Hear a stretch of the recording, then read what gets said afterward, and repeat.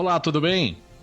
Hoje a gente vai falar sobre Scrum e como utilizar esse framework para agregar valor para o seu cliente no desenvolvimento de produtos e serviços. Muito bem, roda a vinheta. If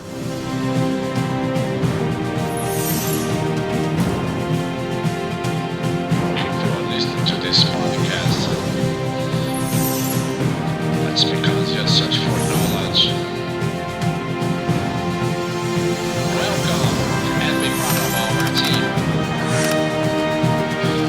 Here you will find information on project management, marketing, sales, and digital marketing.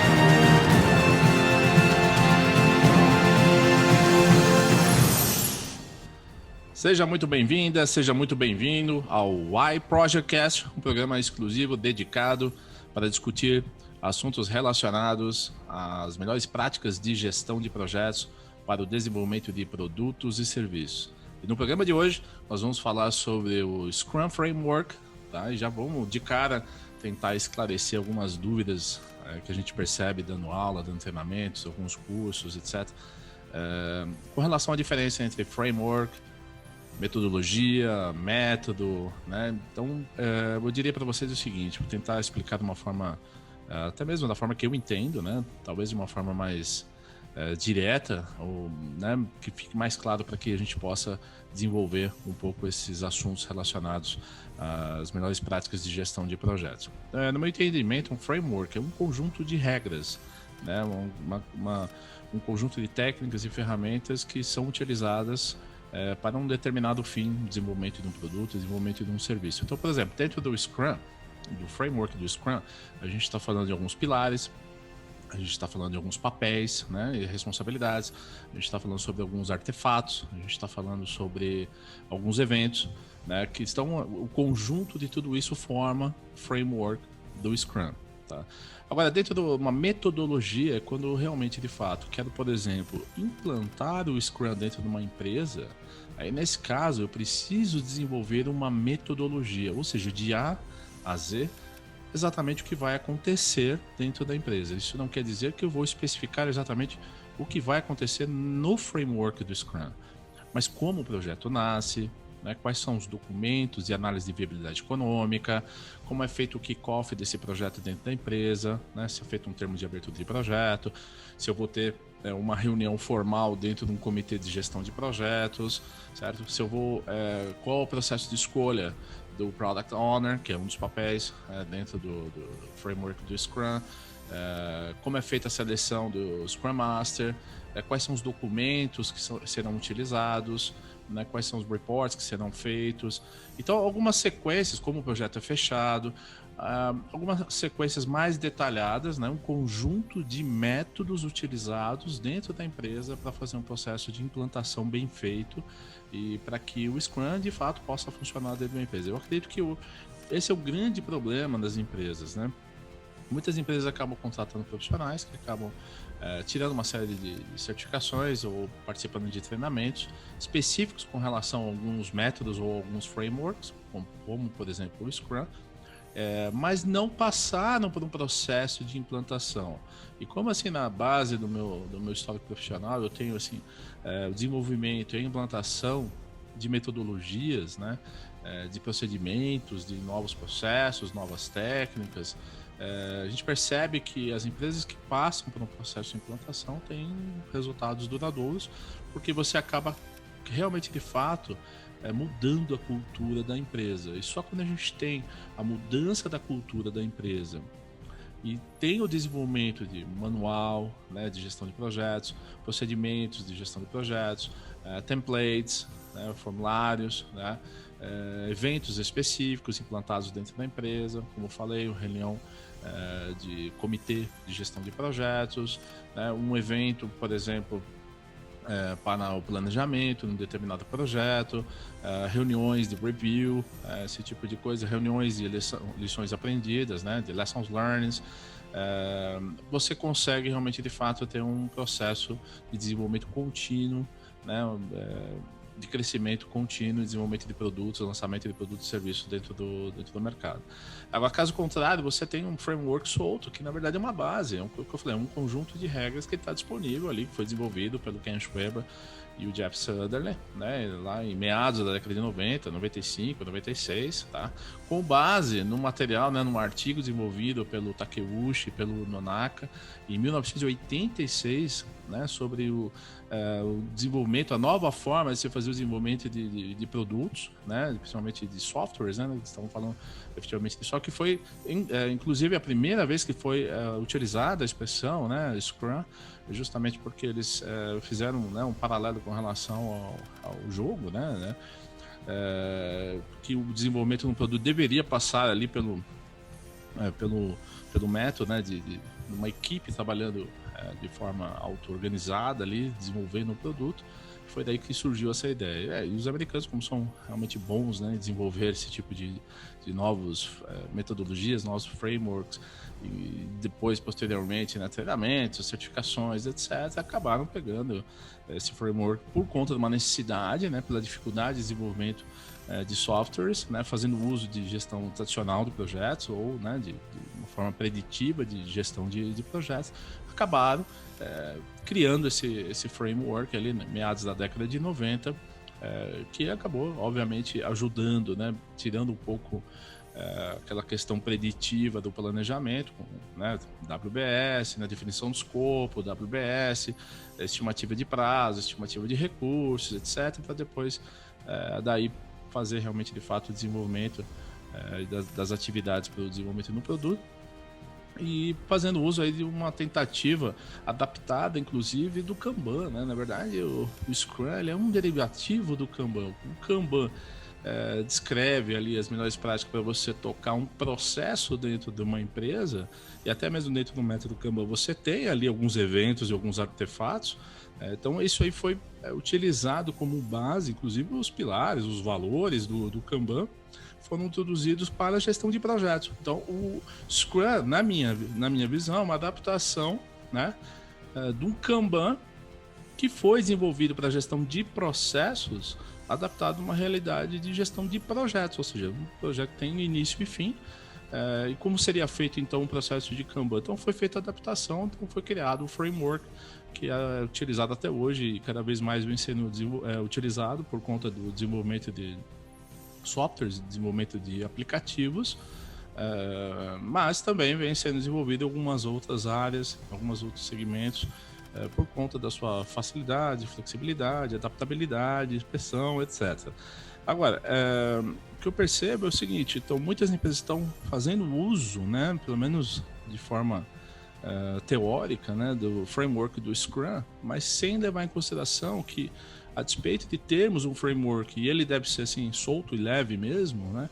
Só que no fato de você ter que mudar a cultura de uma empresa e fazer com que diversas pessoas, dezenas de pessoas, departamentos, tenham que usar esse framework, acaba não funcionando por falta do quê? De um modelo de implantação, do desenvolvimento da metodologia, entende? Então, a implantação, para você ter a implantação dentro da empresa, você precisa desenvolver metodologia. E aí você precisa só fazer uso de técnicas de implantação, de treinamento, de conscientização, justamente para mudar a cultura e aí sim colocar à disposição quais são os procedimentos, quais são as normas, quais são as instruções, quais são os templates, quais são os papéis, né, e como isso vai interagir dentro das empresas. Se fizermos aí um histórico com relação à gestão, né, dentro das empresas, vamos pegar lá desde o começo, né, gestão 1.0. E eu diria para vocês que até hoje as empresas, mesmo as de tecnologia, estão vivendo ainda a gestão 1.0, que é o Fordismo e o Taylorismo. Tá? A gente está tentando ainda sair, né, desses modelos de gestão, mas grande parte das empresas, inclusive as de tecnologia, ainda estão no Fordismo e no Taylorismo. Altíssima especialização, estruturas matriciais, pesadas, departamentais, funcionais, onde a direção da empresa que determina o que acontece, quais são os objetivos, quais são as regras, como aquilo deve ser feito. E aí a gente está querendo empurrar para dentro desse ambiente né, o empirismo, né, a inovação, é muito complicado, né? A inovação também ela surge, né, de um ambiente desse quando ele é a força, né? A inovação também acaba acontecendo em ambientes assim mais diretivos, assim. Mas o ideal é que as pessoas tenham mais liberdade. Já a gestão 2.0 foi justamente o momento que eu entrei no mercado quando terminei meu curso de engenharia, quando entrei na indústria automobilística, a gente estava vivendo esse momento que era a implantação de ISO 9000. Né? A gente tinha uma onda muito forte, principalmente no segmento automotivo, de implantação, né, da sistemática de gestão da qualidade dentro das empresas. Então, ISO 9000, tá? Senão você não poderia fornecer, inclusive, para a cadeia automotiva. Tá? Nesse contexto, tinham mais algumas normas que eram utilizadas especificamente para a indústria automobilística, por exemplo, a QS 9000, a norma VDA 6, e depois, posteriormente, todas foram agrupadas, né, na ISO TS 16.949, onde ali criou-se ali como se fosse um adendo da ISO 9000, bem específica com relação a segmento automotivo, né, qualidades. E aí a gente está falando de Better Scorecard, a gente está falando de projeto Six Sigma, né, o conceito do Lean nasceu também na indústria, né, o conceito do Lean, o pessoal de tecnologia acha que nasceu, que é atual, né, um assunto atual, não, veio do sistema Toyota de produção, né, o conceito do Lean Manufacturing, a gente está falando de projeto Six Sigma, né, de melhoria contínua, né, visando aí zero defeito, a gente está falando de Better Scorecard, a gente está falando de Total Quality Management, né, o TQM, estou falando de Kanban, estou falando de Kaizen, estou falando de Just in Time, estou falando de todos esses conceitos e ferramentas da qualidade utilizadas ali na década de 80 e 90 aqui no Ocidente, tá? Que já vinham sendo utilizadas no Japão já há 50 anos, 60 anos, tá? Mas aí até por conta da forte pressão, né, colocada por conta da Toyota, foi trazida para dentro do Ocidente, né, fazendo com que uma série de empresas e segmentos tivesse, né, uma possibilidade de passar por uma transformação no que se refere à redução de custos, à maximização de resultados, né, e óbvio, né, garantir a qualidade total do produto e a satisfação do cliente. Mas já naquela época a gente já falava de uma abordagem com relação a processos. Então a base da ISO 9000 daquela época, a gente está falando de processos, né? Só que gestão de processos dentro do ambiente matricial, o que é muito complicado, né? Já a gestão 3.0, aí a gente abraça, né, de fato os métodos ágeis, né, as ferramentas e metodologias ágeis de gestão de projetos. Aí a gente começa já a abordar questões como Design Thinking, Design Sprint, né, uma vertente já do Design Thinking já mais sistematizada, o Canvas e os diversos modelos de Canvas, né, o próprio Scrum, Kanban e a unificação de todos eles, criando aí certas metodologias ágeis de gestão de projetos.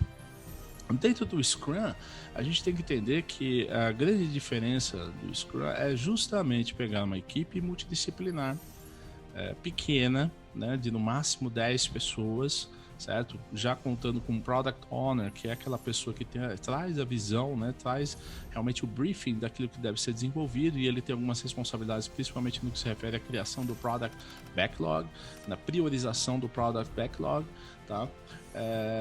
Você tem o papel do Scrum Master, né, que é um líder servidor, um coach, né, alguém que vai trazer a cultura ágil, a cultura do Scrum para dentro do projeto e quem sabe até para dentro da empresa, e o time de desenvolvimento, que é uma equipe multidisciplinar que tem a incumbência de realizar, né, o desenvolvimento de um incremento ao longo de um time box, né, chamado Sprint, né, que você tem ali no máximo de um mês. Por que um mês? Né? Justamente para que você erre o mais rápido possível ou acerte o mais rápido possível. Né?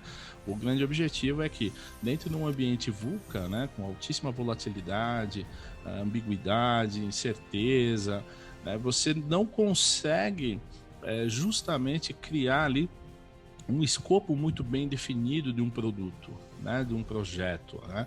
Você precisa deixar que a inovação, que as pessoas possam colocar as suas ideias por meio de use stories, né, desenvolvidos pelo Product Owner, que depois serão o quê? Serão desenvolvidos, selecionados e desenvolvidos pelo time de desenvolvimento, criando-se uma Sprint Backlog, né? E dentro de uma sprint, no máximo um mês, você faz o desenvolvimento dessa seleção de use stories que foram desenvolvidas. Então essa é mais ou menos a dinâmica. A partir do momento que acaba esse período, né, esse time box de um mês no máximo para a nossa sprint, a gente faz uma revisão, né, onde a equipe Scrum faz a demonstração desse incremento para os stakeholders, e a partir do momento que é liberado, a gente tem realmente de fato a possibilidade de ter um deploy desse incremento para, né, o sistema ou para o mercado, o que quer que seja. E aí a gente tem mais um evento que seria a retrospectiva, que é ali justamente para que a gente possa fazer ali tipo lições aprendidas e verificar aquilo que deu certo, aquilo que deu errado, aquilo que pode ser melhorado, verificar o desempenho da equipe, etc, etc.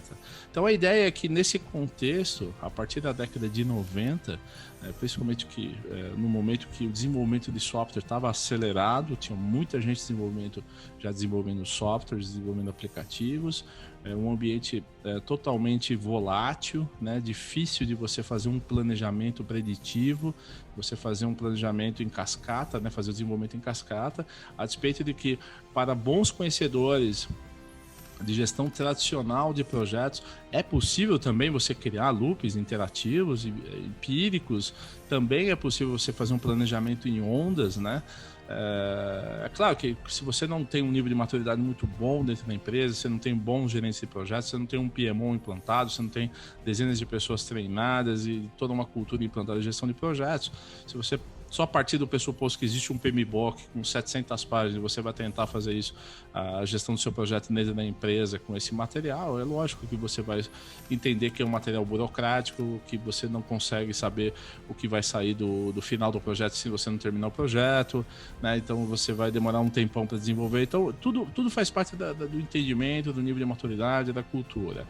É lógico que para quem está começando hoje, para quem trabalha num ambiente de startup, numa empresa que desenvolve sistemas, aplicativos, etc., a gente prefere que esse pessoal comece por uma forma mais simples. E eu acho que o Scrum ele acaba entregando isso, né? Ele acaba entregando a possibilidade, desde que seja, obviamente, muito bem implantado, né? O que não é muito fácil.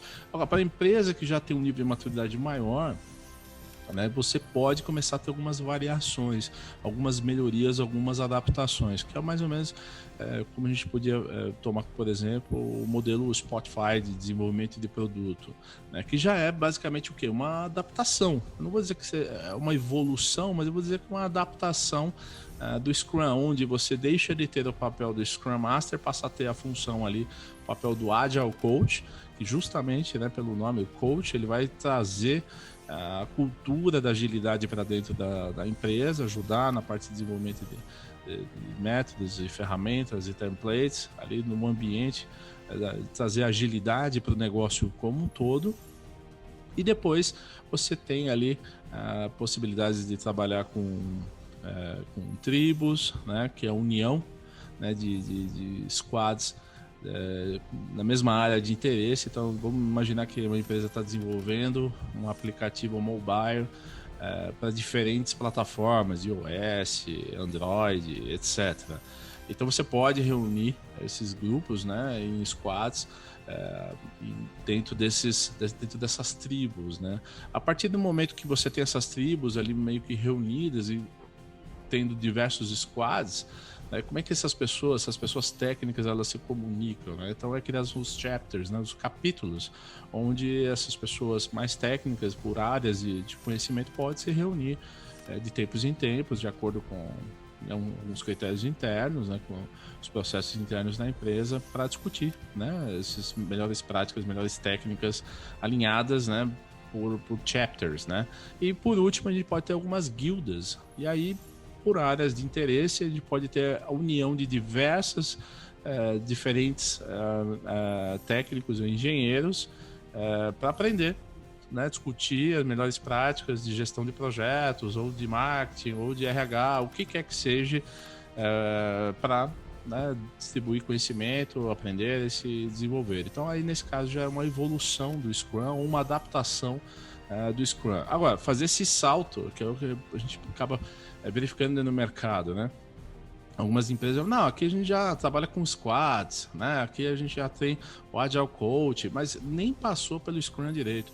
Ou seja, não conhece nada sobre gestão tradicional de projetos, não sabe nada sobre PMI, sobre PMBOK, todo o histórico, né? Gestão 1.0, 2.0, 3.0, não tem todo esse arcabouço de formação, né? De ativos organizacionais dentro da empresa, não passou por um processo de implantação correto do Scrum, certo? E já pula direto, né, vamos dizer assim, pelo modelo Spotify, ou pior ainda, cria um modelo mais complicado ainda, ou diferente, com outros nomes, etc. Então, isso já acaba gerando uma confusão danada, a gente acaba não tendo nada na empresa, quando percebe, vocês não tem nada na empresa, né?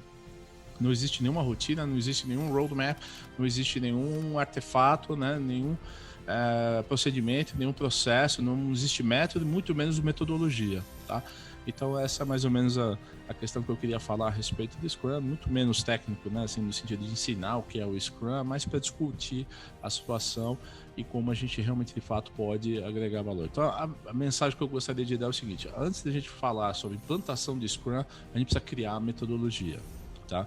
A respeito de Scrum não ser uma metodologia, a gente, para fazer o processo de implantação do framework Scrum dentro da empresa, o ideal seria desenvolver uma metodologia. Mas dentro da minha empresa eu não tenho pessoas capazes. Então contrata uma consultoria, entre em contato, a gente pode desenvolver essa metodologia para dentro da empresa, inclusive os passos, né, para o processo de implantação, diagnóstico, levantamento das necessidades, né, definição de papéis e responsáveis dos eventos, não só dos eventos que estão dentro do framework do Scrum, mas todos os eventos dentro da empresa. O processo de business plan, de análise de viabilidade econômica do projeto, como é que se abre o projeto dentro da empresa, quais os documentos que são utilizados, quais os templates, né, qual é que é o plano de carreira, né? Isso é uma coisa que a gente acaba não pensando, a gente acha que, por exemplo, Scrum Master é uma profissão, Product Owner é uma profissão, não, é um papel, né? É um papel que a gente está assumindo dentro da empresa para um determinado projeto, determinado desenvolvimento de um produto específico, então é um papel. Então, se a gente quer realmente, de fato, criar uma carreira, um plano de carreira, então a gente tem que pensar, desenhar o plano de carreira e como isso vai funcionar dentro da empresa, ou não vamos usar o Scrum, vamos fazer uma adaptação, alguma coisa entre o Scrum, alguns elementos do PMBOK, né, que é o Guia de Melhores Práticas de Gestão de Projetos, alguns elementos do modelo Spotify de gestão de projetos ou de desenvolvimento de produtos. E aí, então para isso aí é pior ainda, aí a gente precisa desenvolver, realmente desenhar qual é a metodologia antes de fazer esse tipo de implantação e criar uma confusão enorme na cabeça das pessoas. Eu acho que a questão da agilidade a gente precisa tomar muito cuidado, principalmente o Scrum, que é o mais conhecido, né, o mais famoso, porque ele pode trazer uma grande esperança para dentro da empresa, que é tirar um pouco a burocracia de dentro da operação, somente no desenvolvimento da gestão de projetos, mas isso pode causar também uma grande frustração, justamente quando os resultados não aparecem e você acaba criando um ambiente onde não se tem planejamento, não se tem análise de risco, não se tem documentação, não se tem nenhum tipo de ativo organizacional que é guardado para as próximas gerações, né, para as próximas, os novos projetos, aquilo que vai trazer dentro da empresa. Maravilha? Então, fica aí minha dica. No nosso site você pode encontrar uma série de treinamentos e certificações, inclusive atividades consultivas, né, para desenvolver a sistemática de gestão de projetos da sua empresa, bem como ferramentas, né? A gente tem parceria hoje com uma série de ferramentas que podem ser utilizadas aí no processo de transformação digital da sua empresa, que acabam sendo utilizados para o desenvolvimento dos produtos e serviços dentro da sua empresa, dentro aí da gestão de projetos. Maravilha? Então fica aí meu forte abraço e até o nosso próximo iProjectcast. Até mais! If